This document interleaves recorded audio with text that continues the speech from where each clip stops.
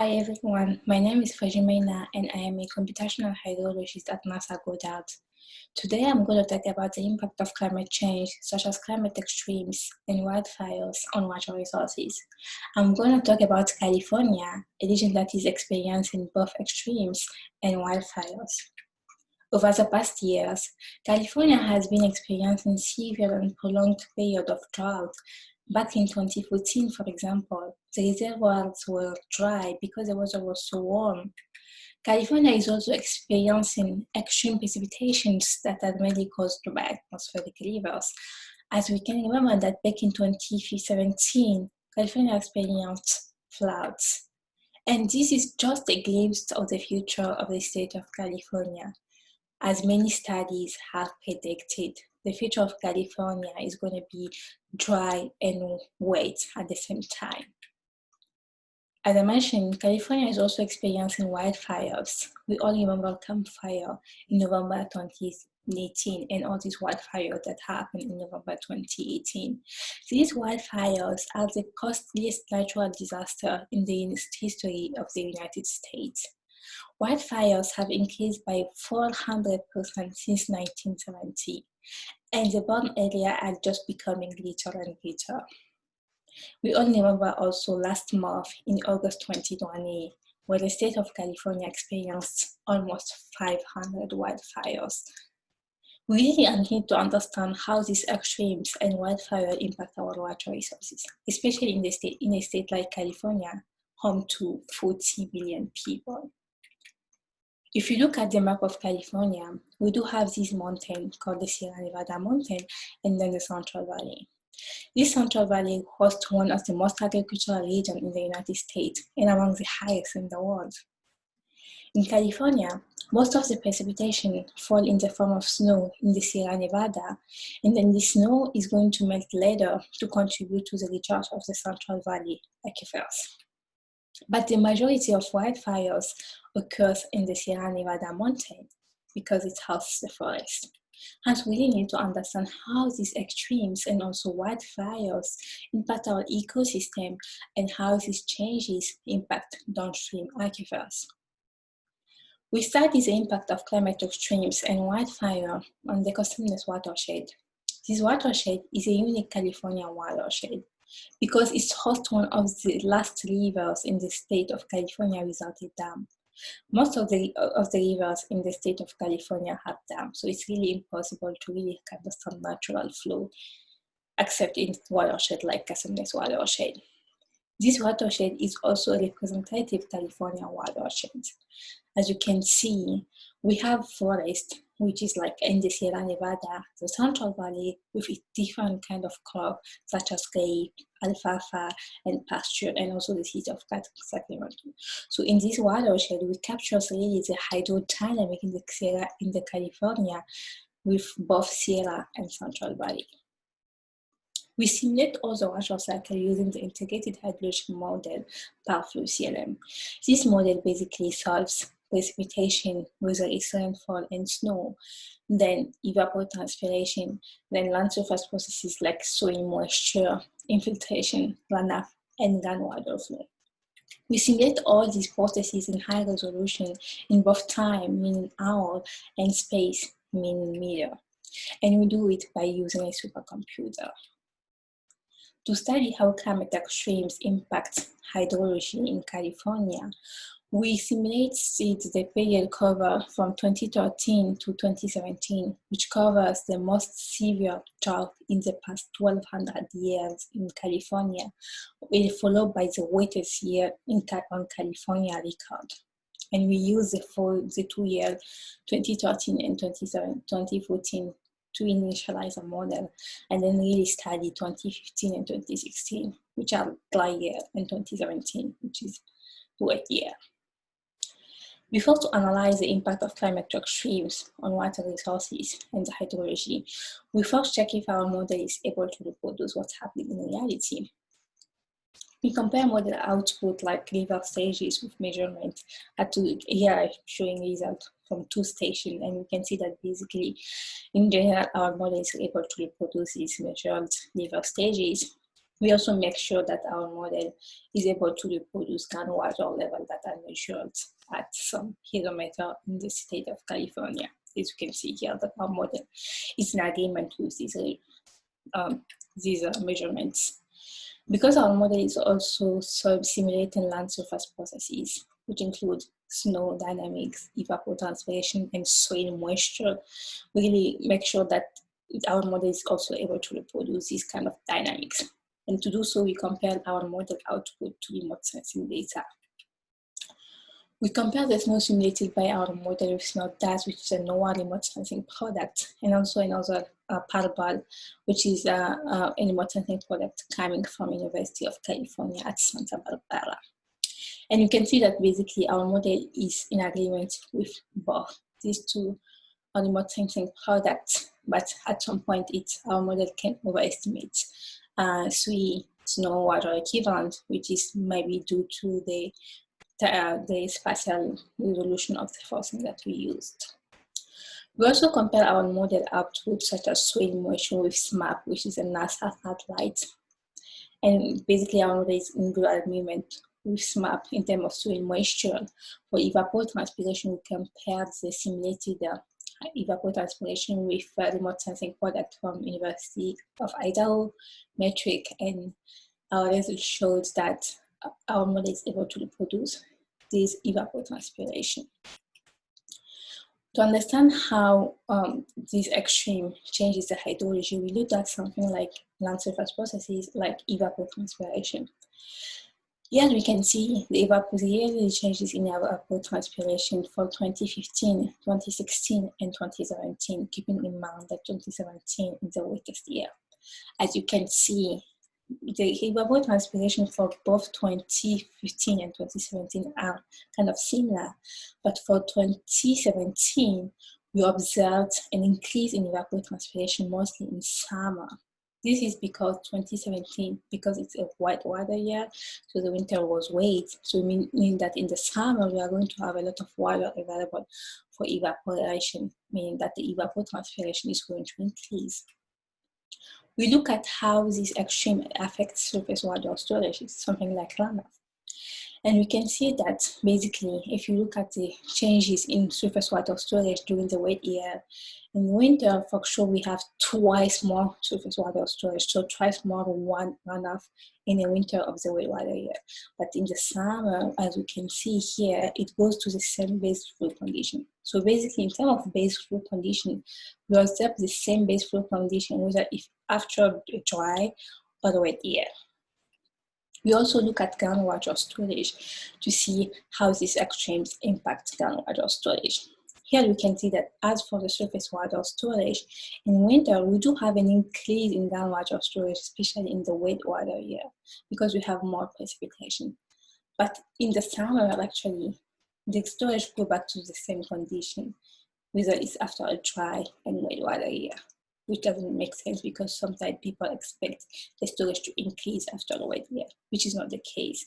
So there are two explanations to that. The first one is that after the wet weather year, as I mentioned before, we do have more soil, water in the soil available for evapotranspiration. So this water actually is going to go back to the atmosphere, the evapotranspiration. And another explanation to this base flow conditions that are similar for both dry and wet year is anthropogenic effects such as pumping well. In California, because the Central Valley hosts the most agricultural region in the United States, it means that we do have a lot of pumping in this region. To really understand how this pumping impact changes of water storage from year to year, we compare the groundwater level between end of water year 2016 and end of water year 2017, just to see after the wet water year how much water level we have in class.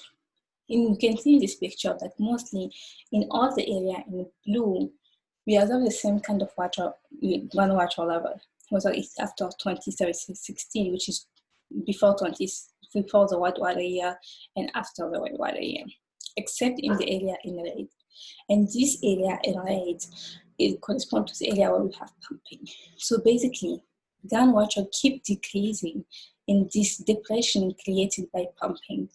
And even the precipitation of the wettest year of California record cannot compensate for this depression created by pumping. To summarize, we observe that groundwater storage continues to decrease in California despite a wet weather year. This is because of the high ET. We have high evapotranspiration in summer because we do have more soil moisture. And then pumping, and because groundwater storage in California keep decreasing as a result of pumping, not as a result of climate extremes. We also kind of highlight the sensitive area to these climate extremes, which are like depression created by pumping, and some areas that are close to river. Identifying this sensitive area to climate extremes is really important for stakeholders to be able to see that this area is sensitive to basically wildfire or to climate extremes. We then study the impact of wildfires on natural resources. To do that, we simulate a wildfire that happened right before the water year 2017, which is the wettest year in California record. And we see how these changes in wildfire is going to impact the water resources here. When we are trying to understand the impact of wildfires on hydrology, we need to think about modeling because it's really hard to have pre- and post-fire measurements. And experimental studies are based on small scale. As you can see here, usually people do experimental study, but this experimental study are just on small scale. And it's really hard to capture the dynamic of an entire watershed and to see how this dynamic is going to impact water resources. So we use our high resolution, high fidelity, and physically based model to really understand how changes in wildfire impact the hydrology. We rely on historic burn area in the Casamance watershed. As we can see, this area in purple in this graph, they represent 20% of the total watershed area. If you look at how wildfires change the ecosystem and the landscape, before wildfires, we do have a green forest with a lot of trees. Then this wildfire happened, and then after the wildfires, we do have a bare soil, basically no vegetation. So we go all the way from vegetation to bare soil. If you look at changes in soil that are caused by wildfires, after the wildfire, we do have a thin ash layer, then the burn layer, and then the layer that impacts basically the unburned layer. And we incorporated all these changes in our model and see how these changes actually impact groundwater storage. Here you can see that basically in the post-fire condition, we do have a decrease in evapotranspiration. This decrease is indicated in red in this figure. A decrease in evapotranspiration basically happened in the burn area. And we observe a decrease in evapotranspiration because we do not have vegetation. So meaning that we have our evapotranspiration demand decreases. We observe also an increase in evapotranspiration in some area indicated by the blue one. This is kind of counterintuitive, but because we do not have vegetation, basically, we have increase in soil moisture. So this increase in soil moisture is going to make more water available for evaporation. So our evapotranspiration is going to increase. We also study how post-fire condition affects soil dynamic. As you can see here, in red, in post-fire condition, we have an increase in accumulated snow. Again, because in the post-fire condition, we do not have vegetation, meaning that the snow is going to reach the soil and accumulate, which is not the case when we have vegetation in the pre-fire condition. But this increase in snow actually depends on the topography. As you can see in the figure on the left, the blue is light in some area and dark in other area. So it means that these changes in snow in a result to wildfires actually depend on the topography. Why? Because when we do have the forest and in the pre-fire condition, the effect of shortwave radiation are low. But in the post-fire condition, because we do not have vegetation, the effect of shortwave radiation becomes preponderant, which means that these effects also are going to depend on the slope and aspect. So the changes in snow as a result of wildfires depend on the topography. And because our snow increase in winter, because we do not have vegetation in the post-fire condition, in late spring and early summer, we are going to increase and to observe an increase in snow melt.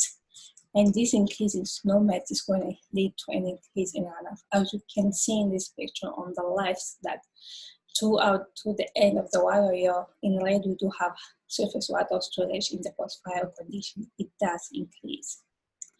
We look at how surface water storage or how soil moisture changes in the post-fire condition.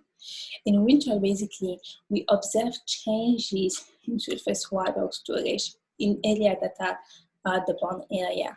And this is because we do not have vegetation in, as I explained before, so meaning that you have more soil moisture, which can explain also the increase in evapotranspiration that we observed before. And in summer, we have another kind of dynamics, because this dynamics is due to the snow melt, and the snow melt is higher in the post-fire condition. If you look at how much the river stage changes in the post-fire condition, in some area actually depending on the topography and vegetation, and also the geology there, in the post-fire condition, the river stage can increase as high as 3 meters, which means that we have a high risk of flood in the post-fire condition, as we may all know. Then we look at how these wildfires affect groundwater level. In this picture on the left, we can see that basically groundwater storage increase in the post-fire condition, as indicated by the green. This increase in groundwater level is observed in both Bonscal, but also along the Cosumnes River, which is a downgraded impact, because in the Bonscal, basically we do not have vegetation, so soil moisture is going to increase, then this is going to infiltrate to reach the groundwater. But downstream, basically, the impact of snow melt and runoff that's going to affect, to increase groundwater downstream. In conclusion, we use this high-resolution, high-fidelity, physically based model to understand how wildfires shape the water cycle in California.